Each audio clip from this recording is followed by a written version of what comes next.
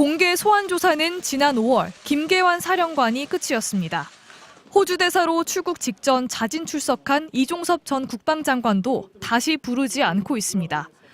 이시원, 임기훈 등 전직 대통령실 인사 소환도 아직입니다. 최상병 순직 사건 외압 의혹 수사가 대통령실 앞에서 멈춘 겁니다. 수사는 공수처 수사 4부가 맡고 있습니다. 김건희 여사 공천 개입 의혹 고발 사건도 4부에 배당됐습니다. 일은 많은데 수사 인력은 적습니다. 검사가 3명입니다. 이 가운데 2명은 3년 임기가 이번 주 일요일에 끝납니다. 공수처 검사는 3년마다 공수처 인사위 심사를 통과하면 대통령 재가 후 최장 12년까지 일할 수 있습니다.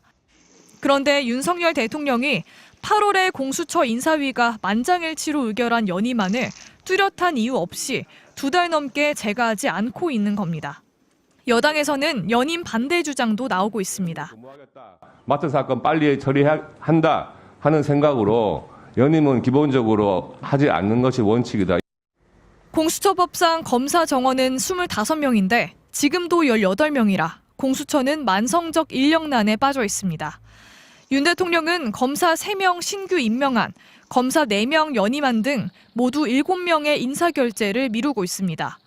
반면 지난달 사표를 낸 검사에 대해서는 일주일 만에 결재를 했습니다. 대통령 본인이나 김건희 여사 사건이 공수처에 지금 수사 중인데 이 수사를 공수처 검사의 공석 사태로 인해서 간접적으로 방해하는 것이 될 수도 있는 것이고. 내년도 정부의 수사 관련 예산안을 보면 검찰은 올해보다 4% 증가한 반면 공수처는 17% 삭감됐습니다. 대통령실은 연임 재가와 관련해 확답을 할 수 없다며 즉답을 피했습니다. MBC 뉴스 구민지입니다. 최상병 순직 사건 수사 외압 의혹, 임성근 전 해병대 1사단장 구명 로비 의혹, 김건희 여사의 공천 개입 의혹, 명태균 씨의 여론조사 의혹에 세관 마약 수사 외압 의혹까지 모두 고위공직자 범죄수사처의 수사 4부가 맡아 수사하고 있는 굵직한 사건들입니다. 검사 한 명이 최근 사직하면서 이 부서엔 부장검사와 평검사 단 2명만 남았습니다. 이처럼 심각한 인력 부족으로 부장검사인 공수처 수사기획관까지 수사에 투입된 상황입니다. 그런데 이 같은 핵심 사건을 도맡은 수사 4부의 이대환 부장검사와 차정현 수사기획관은 모두 오는 27일 임기가 만료됩니다. 같은 날 임기가 끝나는 공수처 검사는 이 부장검사와 차 수사기획관을 포함해 모두 4명. 공수처 인사위원회는 이미 지난 8월 이들의 연임을 만장일치로 의결했지만 임기 만료를 나흘 앞둔 오늘까지도 인사권자인 윤석열 대통령은 연임을 재가하지 않고 있습니다. 윤 대통령은 앞서 임기 만료가 임박했던 검사들에 대해서는 임기가 끝나기 11일 전 재가했습니다. 공수처 내부에선 수사 공백에 대한 불안감이 걷잡을 수 없이 커지고 있습니다.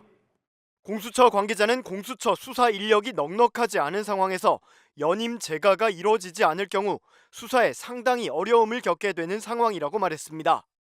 야당에선 대통령이 공개적으로 공수처 수사를 방해하고 있는 것이라는 지적도 나왔습니다. 관련된 수사니까 임명을 지금 2달씩이나 미루고 있고 또 만약에 임명을 안 하면 그냥 집에 가신다고 하지 않습니까? 근데 그에 비해서 방송 장악을 위한 KBS 이사 임명하는 언제 했습니까? 하루 만에 했습니까?